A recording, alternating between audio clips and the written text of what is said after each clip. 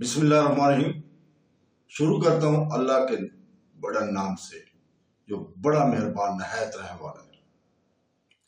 دوستو، بہنوں، بھائیوں اور بزرگوں، السلام علیکم۔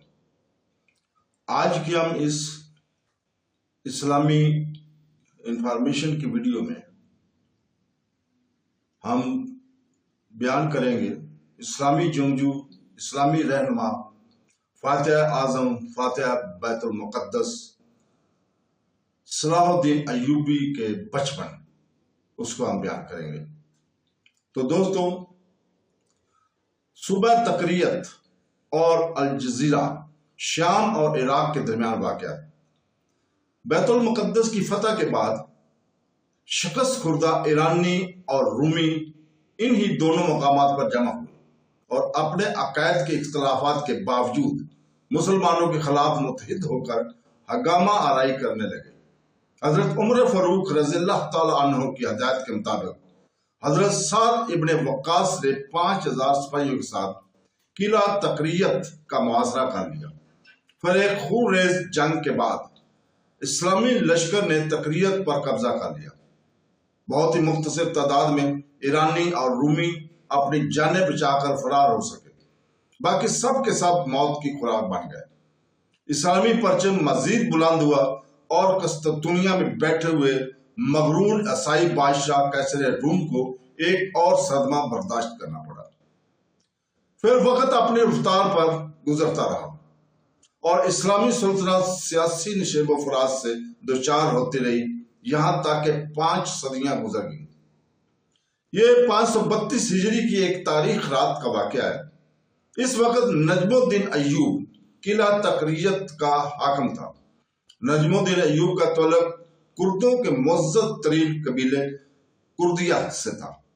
نجم الدین ایوب عیش اور عزت و وقار کی زندگی گزارا تھا کہ اچانک بدبختی اس کے خاندان پر سایہ فگن ہو گئی۔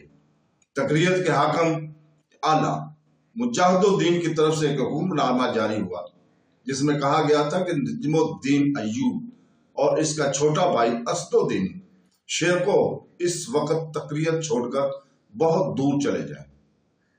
جب نجم الدین ایوب انتہائی شکستگی کے حالت میں سمانے سفر باندھ رہا تھا، اسی وقت محل میں ایک نومولود بچے کی چیخیں سنائی دینے لگی۔ دنیا میں آنے والا یہ بچہ تکریت کے معزول حاکم نجم الدین ایوب کا فرزند تھا۔ کچھ دیر بعد ایک کنیز بچے کو لیے ہوئے نجم الدین ایوب کی خدمت میں حاضر ہوئی۔ پہلے اس نے انتہائی پرجوش لہجے میں بیٹے کی پیدائش پر باپ کو مبارکباد دی، پھر ادب و احترام کے ساتھ عرض کرنے لگی، امیر محترم، چھوٹے امیر کے کانوں میں اذان دے کر ان کا نام تجویز کر دیجیے۔ کنیز کی بات سن کر نجم الدین ایوب غضبناک ہو گیا اور چیخ کر بولا، میرے سامنے سے لے جاؤ اس منحوس کو، میں اس کی شکل بھی دیکھنا نہیں چاہتا۔ یہ بچہ فاتح اعظم صلاح الدین ایوبی تھا جسے اس کا باپ منحوس سمجھتا تھا۔ نجم الدین ایوب کی کنیز بچے کو لیے ہوئے اس کی ماں کے پاس پہنچی۔ کنیز کا چہرہ دیکھ بجھا بجھا تھا۔ خانم، کیا بات ہے؟ نجم الدین ایوب کی بیوی نے کنیز سے پوچھا۔ جب تو بچے کو لے کر اپنے آقا کے پاس جا رہی تھی تو بہت زیادہ خوش تھی، مگر اب تیرے چہرے سے گہرائی اور اداسی چھلک رہی ہے، کیا وجہ ہے؟ تو آخری اس کی وجہ تو بتاؤ۔ کنیز خانم نے بچے کو اپنی مالکہ کے پہلو میں لٹایا اور اس لہجے میں کہنے لگی کہ آقا اپنے بیٹی کی پیدائش سے خوش نہیں ہے۔ نجم الدین ایوبی کی بیوی کے چہرے پر حیرت و فکر کے سائے لرزنے لگے۔ آخر میرے بچے میں کیا خرابی ہے؟ وہ خوبصورت ہے، اس کے ہاتھ پاؤں صحیح سلامت ہے۔ ماں کے لہجے سے ناگواری کا رنگ جھلک رہا تھا۔ کنیز خانم سر جھکائے خاموش کھڑی رہی۔ وہ اپنے آقا نجم الدین ایوب کے الفاظ دہرانا نہیں چاہتی تھی۔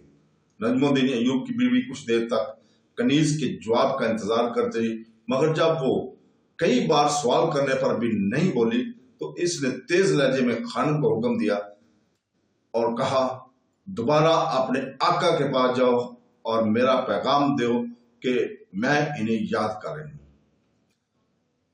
کنیز خانم خاموشی کے ساتھ چلی گئی اور اس نے نجم الدین ایوب کے سامنے اپنی مالکہ کے الفاظ دہرا دیے۔ اس وقت نجم الدین ایوب اپنی کرسی پر اداس بیٹھا تھا اور اس کی نظریں سامنے کھلنے والی کھڑکی پر مرکوز تھی۔ خانم کچھ دیر تک کھڑی اپنے آقا کے جواب کا انتظار کرتے رہی، مگر جب نجم الدین ایوب اس کی طرف متوجہ نہیں ہوا تو وہ الٹے قدم واپس چلی گئی۔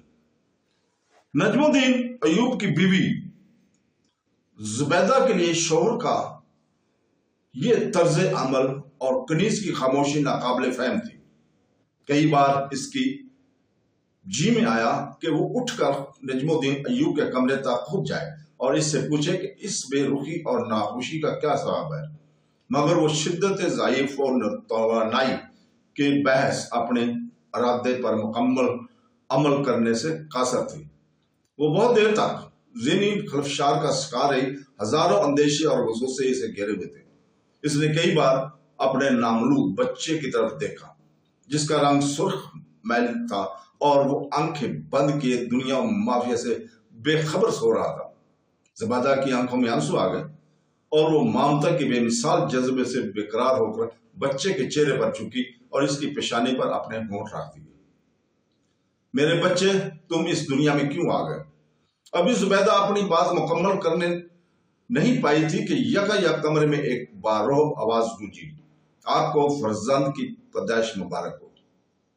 زبیدہ بہت تیزی سے اٹھ کر بیٹھ گئی اور اس کے سامنے نجم الدین ایوب کا چھوٹا بھائی اسد الدین شیرکو کھڑا تھا اور مسکرا رہا تھا۔ اس کے چہرے سے گہری مسرت کی جھلک نمایاں تھی۔ اسد، کیا تم اپنے بھائی کے پاس سے آ رہے ہو؟ زبیدہ کا لہجہ اداس تھا اور آنکھوں سے آنسو جاری تھے۔ میں خاموشی اور خوشی کی یہ خبر سن کر سیدھا آپ کے پاس آ رہا ہوں۔ اسد الدین شیرکو کے لہجے میں کسی بھی قدر حیرت تھی۔ آپ رو کیوں رہی ہیں؟ یہ سوال اپنے بھائی سے کرو، وہ بیٹی کی پیدائش سے خوش نہیں ہے، زبیدہ نے غم زدہ لہجے میں جواب دیا۔ اسد الدین شیرکو کی حیرت میں مزید اضافہ ہو گیا تھا۔ وہ چند لمحوں تک اپنی بھابھی کے بہتے ہوئے آنسو اور دھواں چہرے کو غور سے دیکھتا رہا، پھر تیزی کے ساتھ کمرے سے نکل گیا۔ تھوڑی دیر بعد اسد الدین شیرکو اپنے بڑے بھائی نجم الدین ایوب کے سامنے کھڑا تھا۔ برادر محترم، مجھے بتایا گیا کہ آپ اپنے چھوٹے فرزند کی پیدائش سے خوش نہیں ہیں، نہ اس کی شکل دیکھی ہے اور نہ کوئی نام رکھا ہے۔ اس ناراضگی کی وجہ اسد الدین شیرکو کے لہجے سے تلخی جھلک رہی تھی، حالانکہ وہ بڑے بھائی کا بہت احترام کرتے تھے۔ تمہیں معلوم ہے کہ مجھے آج ہی قلعہ داری کے منصب سے معزول کر دیا گیا۔ نجم الدین ایوب نے اپنے چھوٹے بھائی کو انتہائی سخت لہجے میں مخاطب کرتے ہوئے کہا، اور اس کے ساتھ یہ بھی حکم ملا ہے کہ ہم دونوں بھائی ایک ہفتے کے اندر صبح تقریت کی حدود سے نکل بہت دور چلے جائیں۔ نجم الدین ایوب کی معزولی اور شہر بدری کا سبب یہ تھا کہ وہ ایک دن تیر اندازی کر رہا تھا کہ بدقسمتی سے ایک عیسائی سامنے آ گیا اور نجم الدین ایوب کا تیر اس کی گردن میں پیوست ہو گیا۔ عیسائی زمین پر گرا اور چند لمحوں میں تڑپ تڑپ کر مر گیا۔ اتفاق سے مرنے والا عیسائی تقریت کے حاکم اعلیٰ مجاہد الدین بہروز کا غلام تھا۔ نجم الدین ایوب نے بہت عاجزانہ لہجے میں اپنی صفائی اور معذرت پیش کی، مگر بہروز نے اس کی کوئی دلیل قبول نہیں کی تھی اور شدید غضب کی حالت میں حکم دیتے ہوئے کہا کہ برسوں کی خدمت کے سلسلے میں بس اتنی رعایت دی سکتی ہے کہ تم دونوں بھائی ہمیشہ کے لیے اپنے ناپسندیدہ چہرے میری نظروں کے سامنے سے گم کر دو۔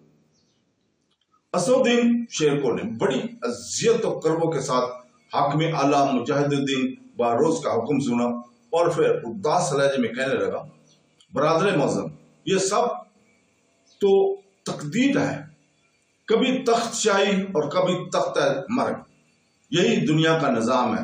جب میرا بڑا بیٹا توران شاہ پیدا ہوا تو میں ایک سپاہی کے عہدے سے ترقی پا کر تقریت کا قلعہ دار بن گیا۔ نجم الدین ایوب نے چیختے ہوئے کہا، اسے اپنے اعصاب پر ذرا بھی قابو نہیں رہا، اور آج جب یہ منحوس دنیا میں آیا ہے تو میں بصد مسرت حضرت اور تقریت چھوڑ کر کسی خانہ بدوش کی طرح ایک نامعلوم منزل کی طرف جا رہا ہوں۔ ہم اہل ایمان ہیں، ہمارے مذہب کے مطابق نہ کچھ سعادت منسوب ہوتی ہے اور نہ مبارک، یہ سب اللہ کا نظام ہے اور اپنے نظام کو وہی بہتر سمجھتا ہے۔ اسد الدین شیرکو نے بڑے بھائی کا غصہ ٹھنڈا کرنے کے لیے انتہائی نرم لہجے میں اختیار کرتے ہوئے ان کے سامنے ہی کہا کہ مت سمجھاؤ کہ مجھے کہ مانوس کیا ہوتا ہے اور مبارک کسے کہتے ہیں۔ نجم الدین کی آواز کچھ اور تلخ ہو گئی تھی اور بلند ہو گئی تھی۔ بڑے بھائی کی طرف سے غیظ و غضب کے اس مظاہرے پر اسد الدین شیرکو بھی خاموش نہ رہ سکا۔ گستاخی معاف، عیسائی غلام کا قتل آپ کے ہاتھوں سے ہوا ہے، پھر اس معصوم بچے کو یہ سزا کیوں دی جا رہی ہے؟ نجم الدین ایوب اپنی معزولی سے اس قدر بدحواس ہو گیا تھا کہ اس نے چھوٹے بھائی کو بھی بری طرح ڈانٹ دیا۔ مجبوراً اسد الدین شیرکو کو واپس چلا گیا۔ پھر وہ اپنے باورچ کے کمرے میں داخل ہوا، بڑی سرشاری کے عالم میں بھتیجے کو پیار کیا، اس کے کان میں اذان دی اور والہانہ انداز میں کہنے لگا، یہ میرا یوسف ہے۔ صلاح الدین ایوبی کا نام یوسف رکھا گیا تھا۔ بچے کے چہرے پر ایک عجیب سا نور تھا، بڑی کشش تھی، اس لیے اسد الدین شیرکو نے بھتیجے کو یوسف کا مبارک نام دیا۔ پھر اسی بچے کو یوسف نے صلاح الدین ایوبی کے نام سے شہرت دوام حاصل کی۔ یہ ایوبی خاندان پر بڑا ناگراں وقت تھا۔ کئی سال کی شدت محنت اور جانفشانی کے بعد نجم الدین قلعہ داری کے منصب تک پہنچا تھا اور پھر چند گھنٹوں میں اس سے سب کچھ چھین گیا۔ نجم الدین ایوب کا اقتدار اس مکان کی طرح تھا جیسے زیر کثیر خرچ کرنے کے بعد تعمیر کیا گیا ہو اور زلزلے کے ایک جھٹکے نے اسے زمین بوس کر دیا ہو۔ وقت تیزی سے گزرتا جا رہا تھا اور تقریت کے حاکم اعلیٰ مجاہد الدین بہروز کے حکم کی تعمیل میں صرف ایک دن رہ گیا تھا۔ دونوں بھائی نجم الدین ایوب اور اسد الدین شیرکو ایک کمرے میں بیٹھے غور کر رہے تھے کہ ان کا یہ خانہ بدوش خاندان کس علاقے کی طرف رخ کرے گا کہ جہاں اسے پناہ مل جائے۔ بظاہر کوئی جائے اما نظر نہیں آ رہی تھی۔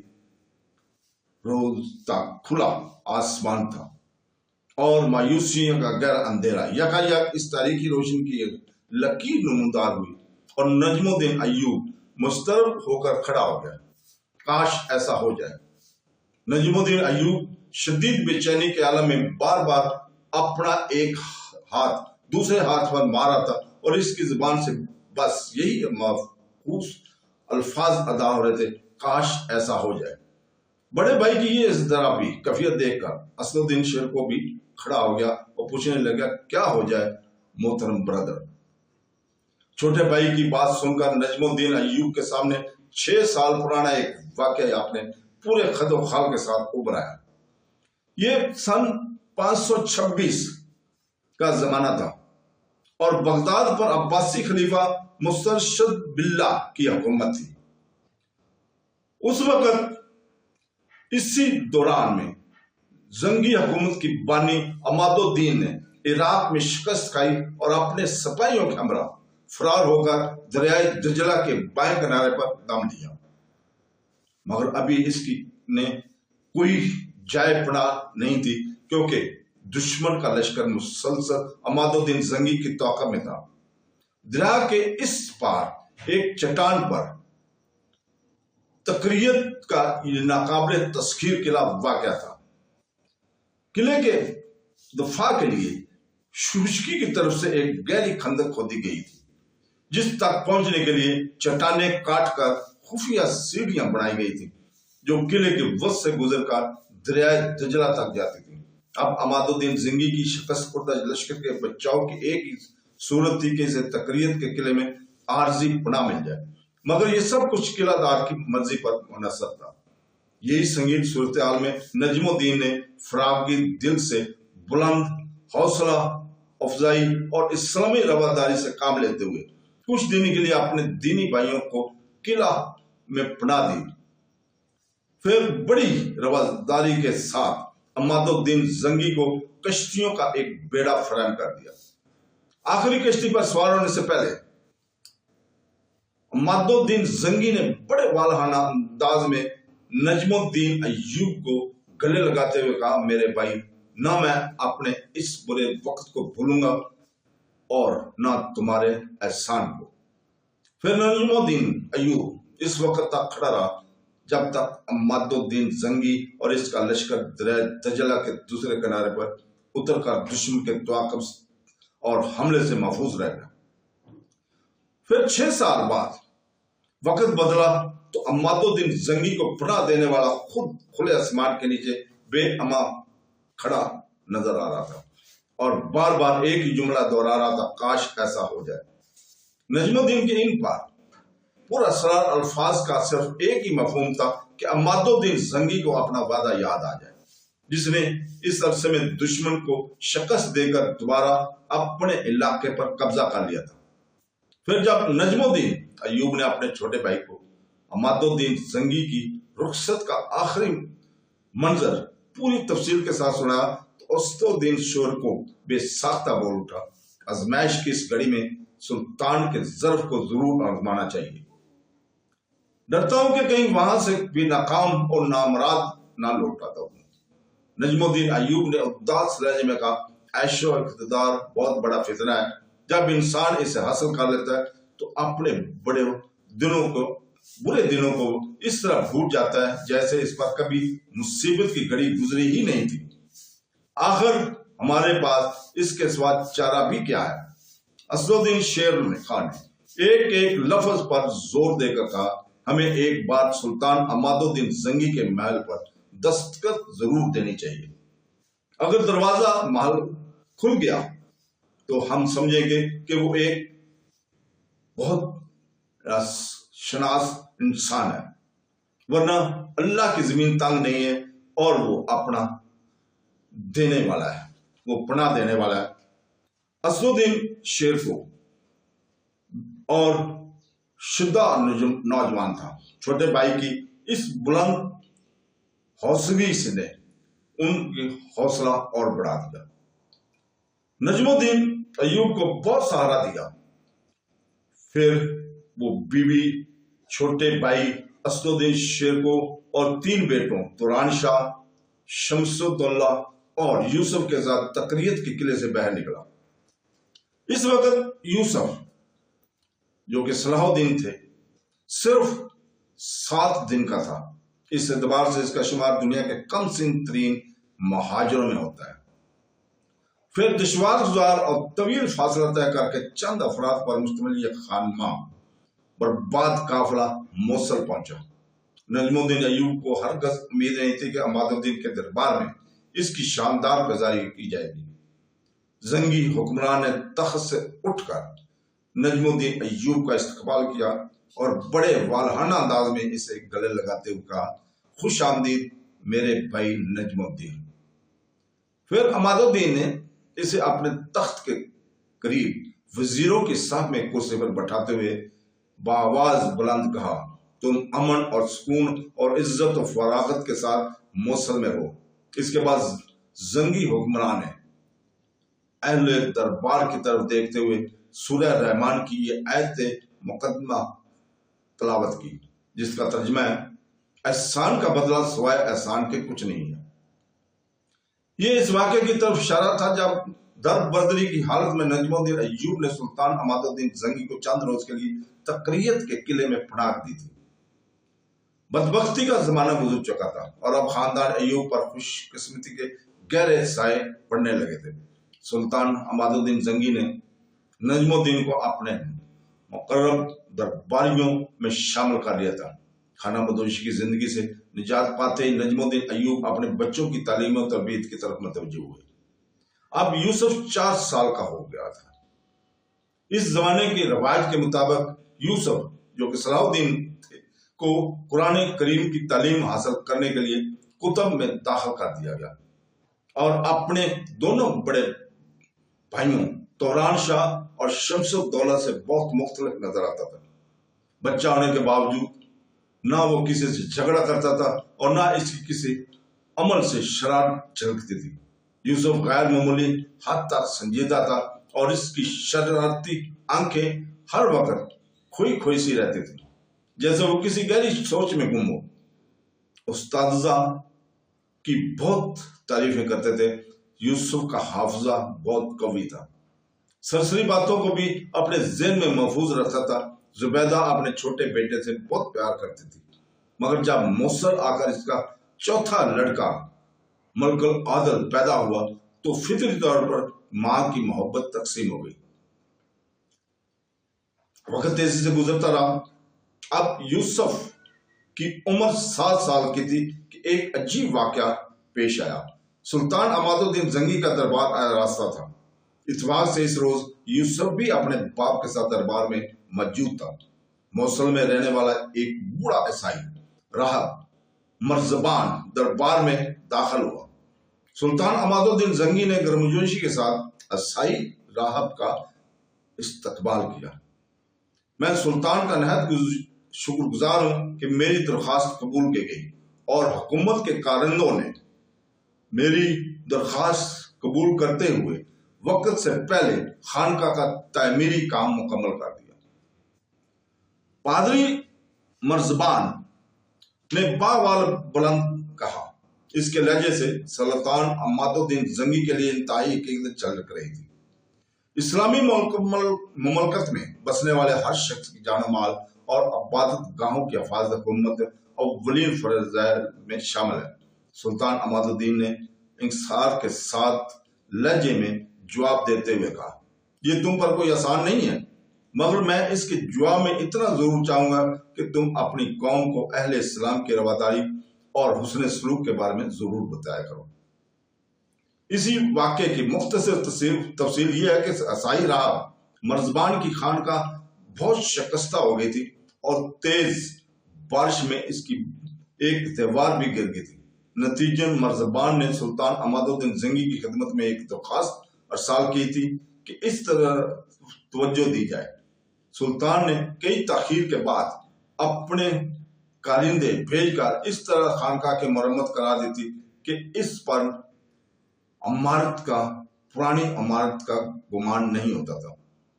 جواباً پادری مرزبان سلطان عماد الدین کی دربار میں شکریہ ادا کرنے کے لیے حاضر ہوا تھا۔ پھر جب مرزبان واپس جانے لگا تو اتفاق سے اس کی نظر 7 سالہ یوسف صلاح الدین پر پڑی۔ عیسائی راہب چونک کر رک گیا۔ کچھ دیر تک یوسف کے چہرے کو بہت غور سے دیکھتا رہا، پھر آہستہ قدموں کے ساتھ دربار سے نکل گیا۔ سلطان عماد الدین زنگی کے ساتھ دوسرے درباریوں نے بھی مرزبان کے اس ناقابل فہم عمل کو دیکھا تھا، مگر سب سے زیادہ حیرت نجم الدین کو ہوئی تھی۔ پھر دوسرے دن نجم الدین ایوب اپنے بیٹے صلاح الدین کو لے کر عیسائی راہب مرزبان کے خانقاہ میں پہنچا۔ کل تم سلطان کے دربار میں اس بچے کو اتنی غور سے کیوں دیکھ رہے تھے؟ نجم الدین ایوب نے داخل ہوتے ہی بڑے بے باکانہ لہجے میں سوال کیا۔ عیسائی راہب نے نجم الدین کے سوال کا جواب دینے کی بجائے کمسن یوسف کو اپنے قریب بٹھا لیا اور ایک بار پھر اس کی پیشانی کو غور سے دیکھنے لگا۔ نجم الدین ایوب خاموشی سے مرزبان کے چہرے کا جائزہ لے رہا تھا۔ کچھ دیر عیسائی راہب کے ہونٹوں پر مسکراہٹ ابھری۔ اب مجھے یقین آ گیا کہ اس روز میری آنکھوں نے دھوکہ نہیں کھایا تھا، مرزبان نجم الدین ایوب سے مخاطب ہو کر کہہ رہا تھا۔ اگر تم اس بچے کے باپ ہو تو بے شک اس دنیا کے خوش نصیب ترین انسان ہو۔ بڑی عجیب بات تھی۔ نجم الدین ایوب نے بے اختیار ہو کر کہا، ہاں میں ہی اس بچے کا باپ ہوں، مگر تم اس کے چہرے میں کیا تلاش کر رہے ہو؟ میں اس تحریر کو پڑھ رہا ہوں جو خداوند نے اس بچے کے حوالے سے روز اول میں لکھی ہے۔ پادری مرزبان کے چہرے سے وقار جھلک رہا تھا۔ خالق کے کائنات، اس بچے صدیوں میں پیدا ہوتے ہیں۔ نجم الدین ایوب عیسائی راہب کی پیشین کو سن کر بہت جذباتی نظر آنے لگے۔ وہ کیا تحریر ہے؟ انہوں نے مؤدبانہ انداز سے راہب سے پوچھا۔ میری گناہ گار آنکھیں اس آسمانی تحریر کا مکمل طور پر نہیں پڑھ سکتی۔ یہ پادری مرزبان نے پرسوز عاجزانہ لہجے میں کہا۔ وہ انتہائی ایک اور غیر منصب راہب تھا، اس لیے کبھی کبھی اس پر قدرت کے راز منکشف ہو جاتے تھے، اور آج اس پر ایک اور راز فاش ہوا تھا۔ میں اس بچے کے چہرے پر وہ روشنی دیکھ رہا ہوں جو عظیم الشان شہنشاہوں کے قد و قال میں نظر آتی ہے۔ عیسائی راہب کی بات سن کر نجم الدین پر سکتے کی کیفیت طاری ہو گئی۔ آج تک وہ جس بچے کو اپنے لیے منحوس تصور کرتا تھا، وہی بچہ مرزبان کی نظر میں آنے والے زمانے کا جلیل القدر شہنشاہ بھی ہو سکتا ہے۔ عیسائی راہب کی خانقاہ سے جانے کے بعد نجم الدین ایوب نے اس عجیب واقعہ کا ذکر اپنی بیوی زبیدہ سے کیا۔ ماں پہلے ہی اپنے اس بیٹے سے بے پناہ محبت کرتی تھی۔ شوہر کی بات سن کر شدت جذبات سے درافتہ ہو گئی اور رونے لگی۔ عیسائی راہب کا بتائے گا اور روشنی تو میں ہر وقت اپنے یوسف کے چہرے پر دیکھتی ہوں۔ زبیدہ نے شکایت امیز اور کس قدر طنز لہجے میں کہا، اگر نجم الدین ایوب خود بھی ایک عابد اور زاہد انسان تھے، لیکن اپنی معزولی کے حادثے سے متاثر ہو کر تو ہم پرستی کا شکار ہو گئے تھے۔ بیوی کی جذباتی خفیت دیکھ کر خود بھی آپ دیدہ ہو گئے۔ اللہ میرے اس گناہ کو معاف کرے کہ میں شیطان کے فریب میں آ کر اپنے بیٹے سے کتنی دور چلا گیا تھا۔ اس واقعے کے بعد نجم الدین ایوب یوسف کی تعلیم اور تربیت پر خصوصی توجہ دینے لگا۔ پھر 1 سال بعد ہی نجم الدین ایوب کو اپنی بیوی بچوں کو موصل میں چھوڑ کر ایک خوفناک محاذ جنگ پر جانا پڑا۔ تو دوستو، کل تک کے لیے اجازت، اللہ حافظ۔